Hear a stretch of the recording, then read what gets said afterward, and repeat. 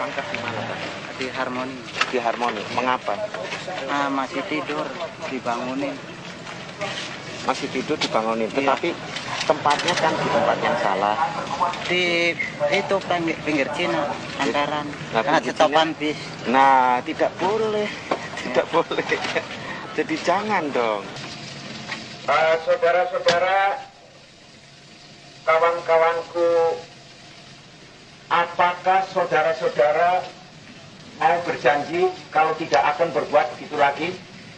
Ayo semua bilang, mau? Mau, oke. Mau nggak? Saudara-saudara kenal dengan saya? Oke. Terkejut, Boten? Boten, oke, terima kasih. Yes. Jadi untuk ini kali, saudara-saudara nanti akan diurus tepat, tetapi lain kali jangan. Janji? Janji, Pak. Terima kasih. Hai teman-teman, kembali lagi di channel ini, channel Inti Art. Kemarin kan gue udah ngebahas persoalan nama-nama presiden siapa aja yang terkejam sepanjang sejarah. Dan sekarang gue pengen ngebahas lagi, tapi pemimpin yang terbaik siapa aja nama-namanya sepanjang sejarah. Tetap di Belajar Yuk.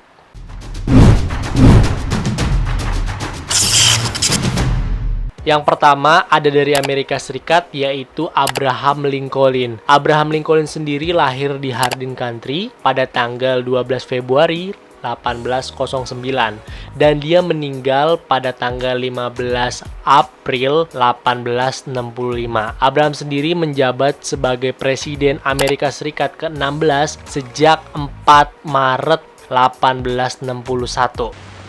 Again I say, with malice toward none, with charity for all, with firmness in the right as God gives us to see the right, we shall bind up the nation's wounds and cherish peace. That government of the people, by the people, for the people, shall not perish. Abraham sendiri memimpin bangsanya keluar dari perang saudara, yaitu Amerika Selatan dengan Amerika Utara, di mana dia menghapus perbudakan dan juga mempertahankan persatuan bangsa. Abraham sendiri menjadi presiden pertama yang terbunuh pada tanggal 14 April 1865. Dan pembunuhnya berasal dari keluarga teater bernama John Wilkes Booth. John Wilkes Booth tadi adalah orang yang menentang Abraham atas penghapusan perbudakan di Amerika Serikat.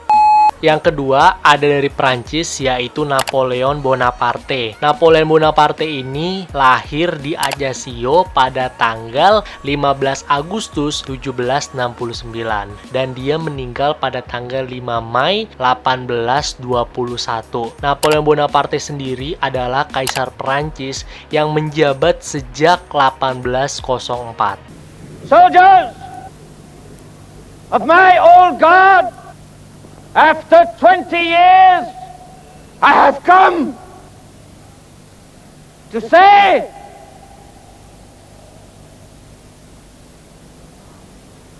goodbye. France has fallen. So remember me. Though I love you all, I cannot embrace you all. Pada tahun 1799, Napoleon Bonaparte ini tuh memimpin militer sekaligus politik Perancis, di mana dia terkenal pada saat Perang Revolusi sebagai Napoleon pertama. Napoleon juga menjadi orang yang berpengaruh pada saat persoalan-persoalan di Eropa selama lebih dari 10 tahun. Dia juga selalu memenangkan setiap pertempuran pada saat pertarungannya sebelum kekalahan terakhirnya pada tahun 1815. Yang ketiga ada dari India, yaitu Mahatma Gandhi. Mahatma Gandhi sendiri dia lahir di Porbandar pada tanggal 2 Oktober 1869 dan dia meninggal pada tanggal 30 Januari 1948. Mahatma Gandhi sendiri adalah pemimpin spiritual dan juga politikus dari India. Hello, Mac. How are you today? Boy, I haven't seen you since I was finished. Boy, Looks good to see an old friend. Say, is Mahatma here, here today? Yes, he's here today. How do you think his chances? Is there any chance of getting a little talking picture of him? We get all our sound equipment. Talking picture? Yeah, get all the sound equipment right here in the truck. Bring the stuff in, Anthony. Right in here. Hurry up, unload it now. You want a talkie of him? Yeah, we want to get a talkie of him. Well, Mr. Danny is one of the most difficult subjects in the world for a talkie. He has a very feeble voice. And moreover, he has a very deep prejudice against being photographed at all. Gandhi adalah seorang yang paling penting dalam pergerakan kebebasan di India. Ia pun adalah seorang aktivis yang tidak pernah menggunakan cara kekerasan, di mana dia mengusung pergerakan kemerdekaan dengan aksi demonstrasi damai. Pada tahun 1948, Gandhi dibunuh oleh seseorang yang bernama Nathuram Godse, di mana Nathuram Godse ini tuh adalah seorang nasionalis Hindu yang marah kepada Gandhi karena Gandhi diduga terlalu banyak memihak oleh orang-orang Muslim yang berada di India pada saat itu. Yang terakhir atau yang keempat berasal dari Yunani, yaitu bernama Alexander the Great. Alexander sendiri lahir di Pella pada tahun 356 sebelum Masehi dan dia meninggal pada tahun 323 sebelum Masehi. Alexander sendiri adalah raja kekaisaran Makedona yang berada terletak di timur laut Yunani. When he found you, you were mere peasants, wearing hides, tending a few sheep on the mountain slopes, and you could barely defend them from your neighbors. Under him, you began living in cities, with good laws and customs, and he turned you from slaves into rulers over those very barbarians who used to plunder your land.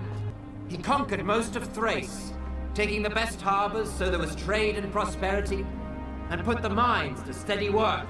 Alexander sendiri, dia adalah pemimpin sebuah kekaisaran pada saat masa sejarah kuno, di mana mulai dari Laut Ionia hingga pegunungan Himalaya. Dia pun disebut sebagai komandan yang tak terkalahkan dan juga komandan terhebat sepanjang masa. Alexander sendiri adalah seorang murid filsuf terkenal, yaitu bernama Aristoteles, di mana pada tahun 336 sebelum Masehi, Alexander ini tuh menggantikan ayahnya Philippus II untuk menjadi pemimpin Makedonia yang dikarenakan ayahnya ini tuh dibunuh oleh pembunuh gelap. Oke teman-teman, itulah tadi nama pemimpin terbaik sepanjang sejarah. Jika kalian suka video ini, kalian like dan share ke teman kalian supaya video ini lebih bermanfaat lagi ke depannya. Dan jika kalian ada pertanyaan atau tambahan seputar video tadi, kalian bisa komen di kolom komentar. Dan tetap semangat, terus belajar dan pintar.